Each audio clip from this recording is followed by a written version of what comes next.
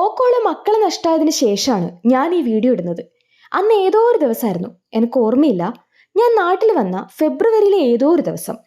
Already ഉള്ള മക്കളായ ചോട്ടൂനെയും ടിപ്പിനെയും പോരാണ്ട് വീണ്ടും രണ്ടാളെയും കൂടെ വീട്ടിലേക്ക് കൊണ്ടുവരുമെന്ന് കണ്ട് അമ്മയാണ് സുന്ദരിപ്പൂച്ചേനെ പറഞ്ഞു വിട്ടത്.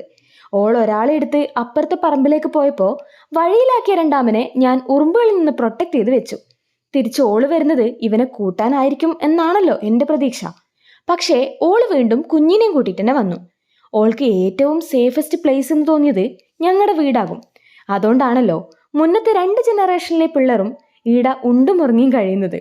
പക്ഷേ അമ്മ നോ പറഞ്ഞ് കഥ കടച്ചു. ഓൾക്ക് അന്ന് അത് ഇഷ്യൂ ആയിരുന്നില്ല. നാളെ അമ്മ തന്നെ വിളിച്ച് പുന്നരിക്കും, അതാണല്ലോ ചരിത്രം. എന്നാൽ അങ്ങനെ ഒരു നാളെ ഉണ്ടായില്ല.